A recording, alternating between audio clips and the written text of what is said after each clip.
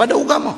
Bermula dalil itu adalah hadis yang dikeluarkan oleh Imam At-Tirmizi. Diriwayatkan kepada satu sahabat Nabi SAW, nama dia Ka'ab bin Ujrah radhiyallahu anhu. Kata dia telah keluar kepada kami Nabi SAW, padahal kami tengah duduk dalam dua kumpulan yang ada jumlah 9 orang. Ka'ab bin Ujrah, dia kata kami duduk ada 2 puak. Tani satu puak, balik tu satu puak. Nabi mai.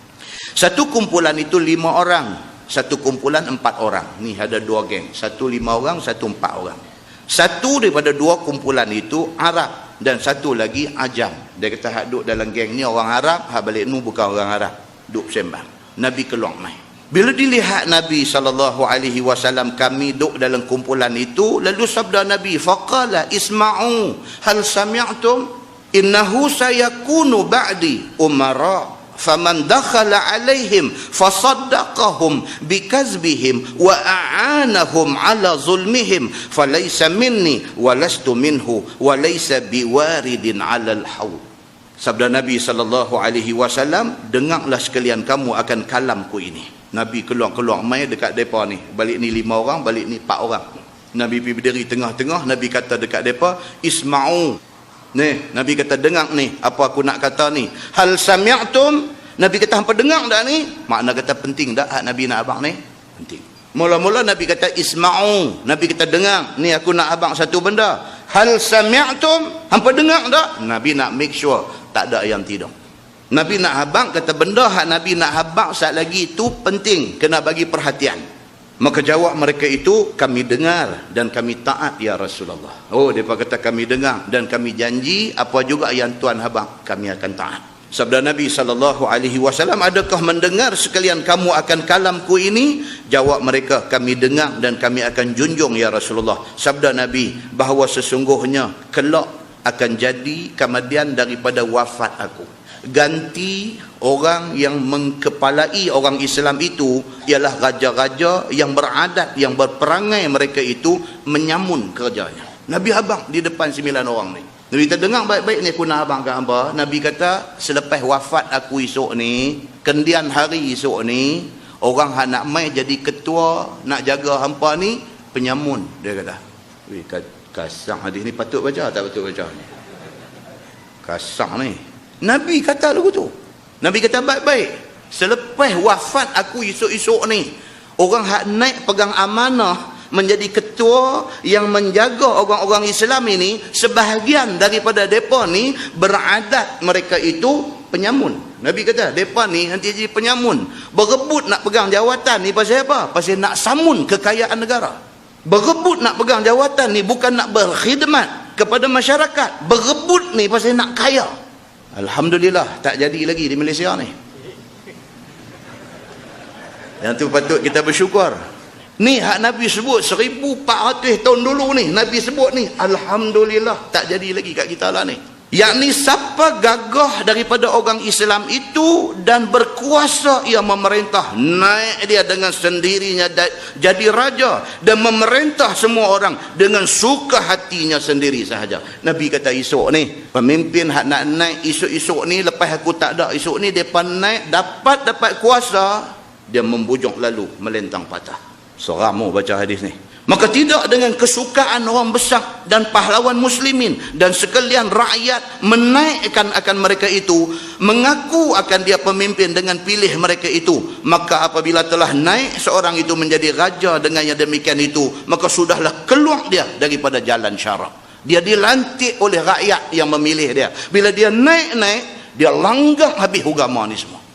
Maka peringatan kepada orang yang nak memilih, jangan pilih orang yang macam ni. Dan peringatan kepada orang yang dah dipilih, jangan berkelakuan begini. Itu Quran, itu hadis. Kita bila dengar ni nak ambil iktibar tu. Semua orang hak pilih pun kena ambil iktibar. Aku kena pilih orang yang tak ada sifat Nabi sebut ni. Orang hak dah dipilih ni, dia kena ingat, aku jangan jadi macam yang Nabi sebut ni. Aku tak mau jadi pemimpin yang nak mengaut kekayaan negara atas amanah yang diberikan. Dan diperintahkan sekalian orang itu menurut hawa nafsunya. Dia perintah, dia ikut nafsu, tidak ikut Quran, tidak ikut hadis, tidak ikut agama. Dan diperintah harta baitul mal itu sebagaimana kehendaknya. Duit zakat pun dia pakai suka hati dia. Dia jadi ketua, dia pegang kuasa dalam negeri, dia ambil duit zakat, beli jersey bola sepak bagi dekat awam. Pun alhamdulillah tak jadi di Malaysia ni. Dia lupa kata itu duit zakat. Dia lupa kata duit zakat itu channel dia kepada asnaf zakat.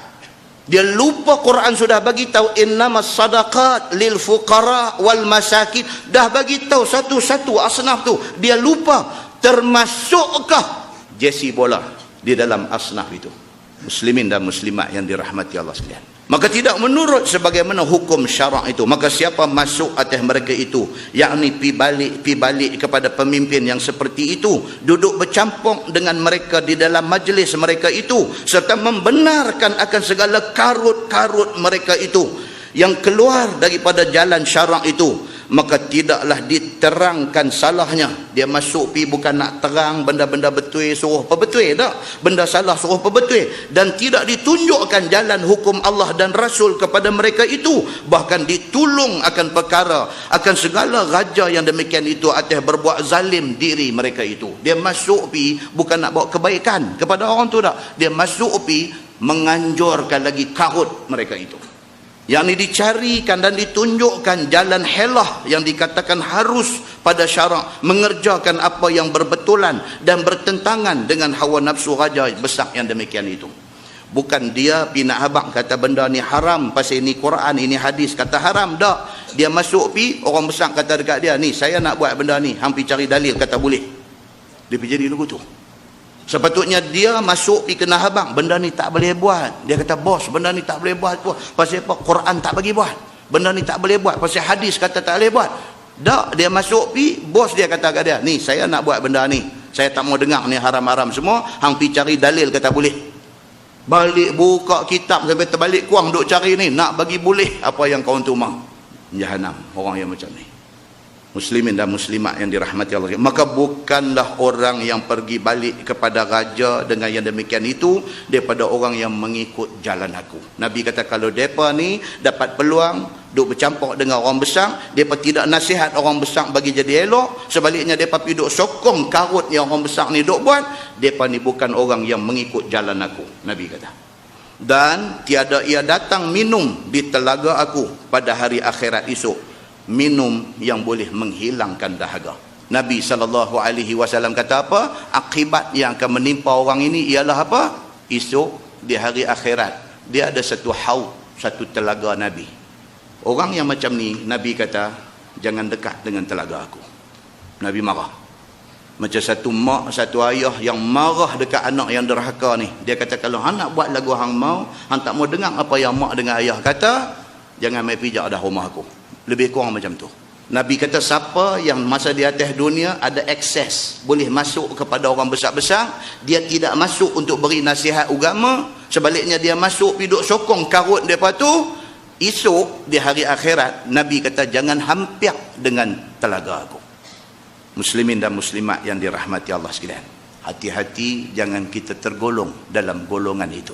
Sabda Nabi SAW, dan siapa-siapa yang tidak masuk atas pemerintah itu, yakni tidak pergi masuk bercampur gaul di dalam majlis mereka itu dan tidak tolong mereka atas kezaliman mereka itu, yakni tidak tunjukkan jalan helah, jalan untuk nak mengharuskan raja-raja memperbuat perkara yang ditegah oleh Allah yang mengikut hawa nafsu itu, dan tidak sokong, tidak dibenarkan segala karut mereka itu, bahkan dinasihati mereka itu dengan mulut dan kelakuan, maka ialah orang yang terjumlah di dalam orang yang menjalankan jalan aku.